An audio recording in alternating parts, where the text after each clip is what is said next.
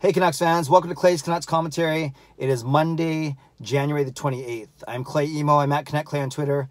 I'm at Clayton Emo on Instagram. I'm the founder of the GLCPC, the Good Looking Canucks Positivity Club, and this is my Canucks take, all in one take. As you can tell, I am back home from San Jose, back from that whirlwind of a weekend, 72 hours of hockey, of fun, of parties, after parties, concerts, eating, drinking, although I don't drink.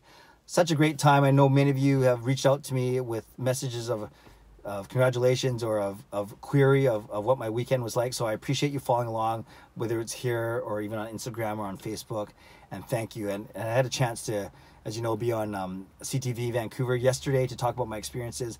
And I was also on with Sat and John on Sportsnet 650 AM this morning to talk a bit about my experience as well. So regardless of if you saw all of it, heard all of it, or saw none of it, thank you for putting up with my tweets and messages for the past 3 days.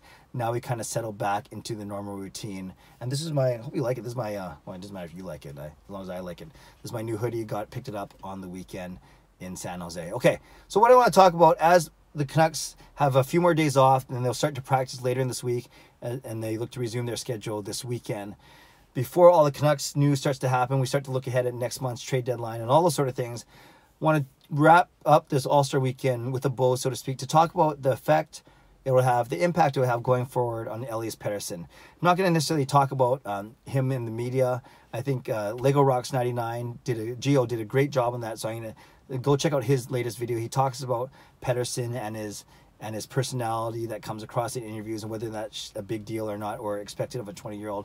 He did a great job, so I'll send you over there after this and make sure you check out Gio's video on Pettersson. I want to talk about Pettersson on the ice. Basically, what is this going to do for his game? Actually, not only on the ice, but off the ice as well.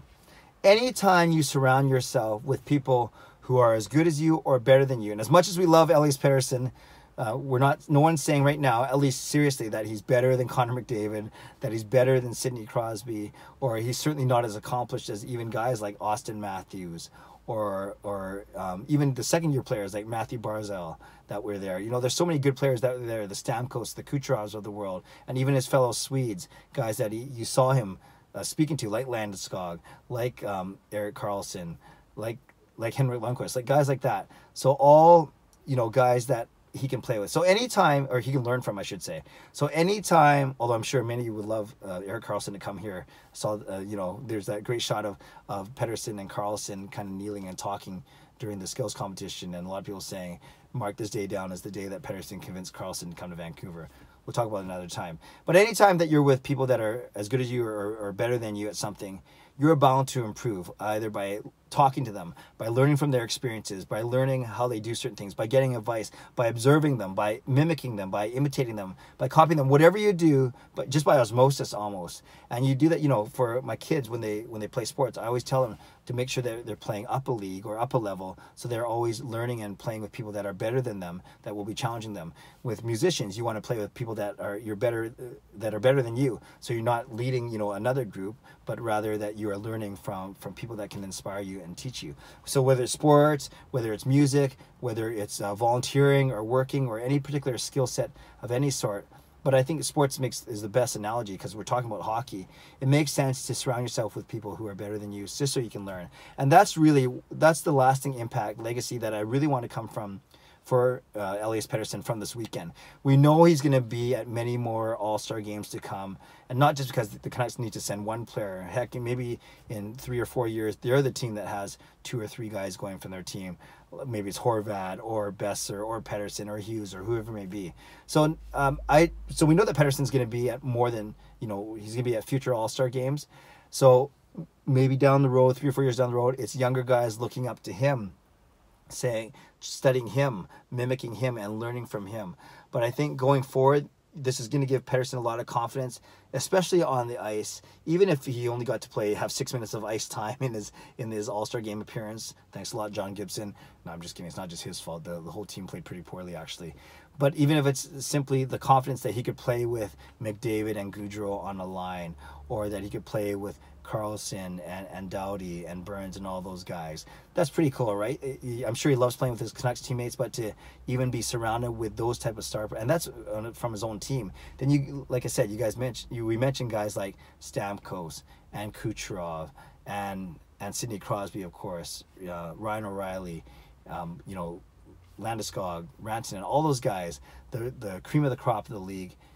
You can only hope that this was good for Pettersson, and they'll come back even more confident, not only in his teammates but in himself. Come back even a tiny bit more of a leader. We saw that when Horvat came back 2 years ago. We saw that when Besser came back last year.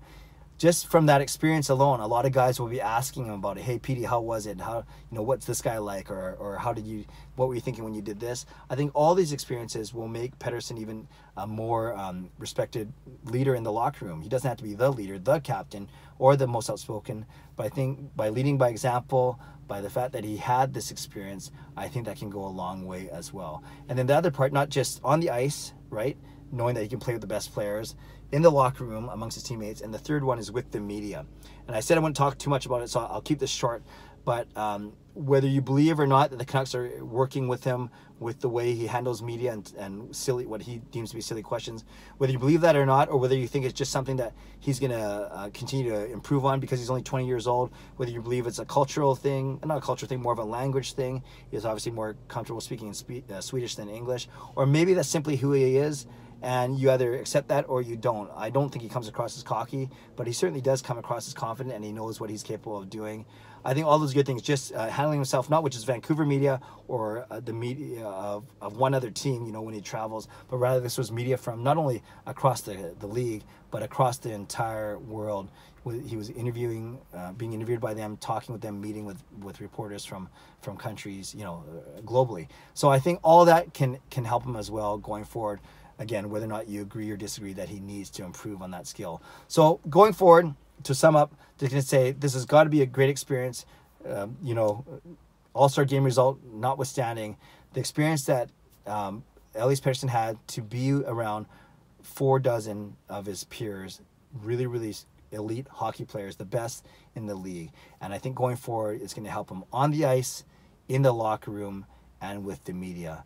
And if that's what comes from this weekend, Elias Pettersson's first All-Star weekend, then I think as Canucks fans, we will happily accept that, and we'll say, yeah, that is a great bonus and a great advantage for Pettersson, and by extension for the entire team. Okay, Canucks fans, what do you think? Do you think I'm reading too much into this, or do you think this indeed will be a good experience for either the reasons I outlined, or maybe you have a couple of reasons of your own as well? Leave a comment below. I'd love to read, react, and reply as always.